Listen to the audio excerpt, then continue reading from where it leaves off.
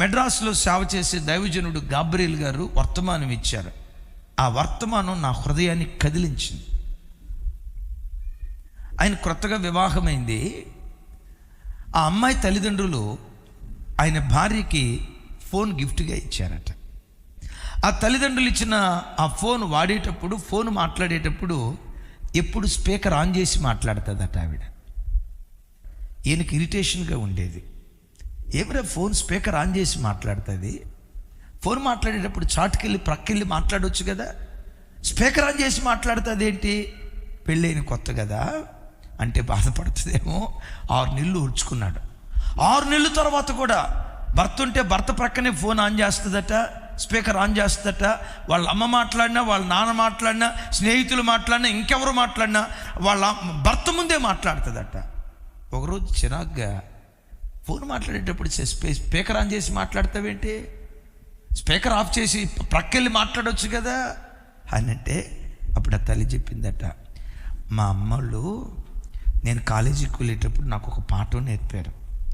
ఎప్పుడైనా ఫోన్ మాట్లాడాల్సి వస్తే మా ముందు స్పీకర్లో నువ్వు మాట్లాడు, ఎవరితో ఏం మాట్లాడేవో ప్రతిదీ మాకు తెలియాలి అని స్పీకర్లో మాట్లాడటం అలవాటు చేశారు. అత్తారింటికి మీ దగ్గరికి పంపించేటప్పుడు కూడా నీ భర్తకు తెలియని రహస్యం ఏది నీతో మాట్లాడు.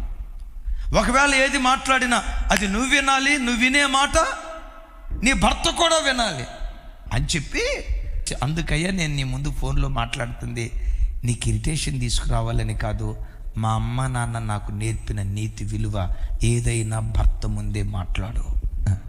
ఈ నా మాటినే ఆయన ఎప్పుడు ఫోన్ మాట్లాడాలన్నా భార్య ముందు ఫోన్ ఆన్ చేసి, స్పీకర్ ఆన్ చేసి భార్య ముందు ఈయన మాట్లాడతాడంట. భర్తకు తెలియని రహస్యం భార్యకు ఉండకూడదు, భార్యకు తెలియని రహస్యం భర్తకు ఉండకూడదు. నా భార్య ముందే నేను ఫోన్ మాట్లాడతా.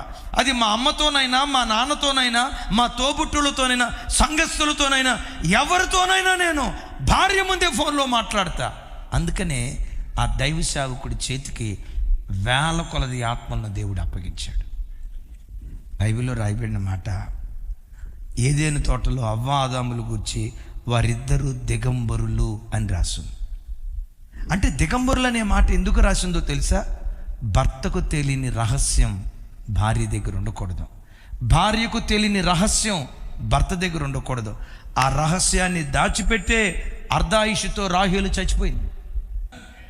భర్తకు ప్రతిదీ తెలియాలి, తల్లికి ప్రతిదీ తెలియాలి. ఓపెన్ కమ్యూనికేషన్ మన కుటుంబాల్లో ఉండునుగాక.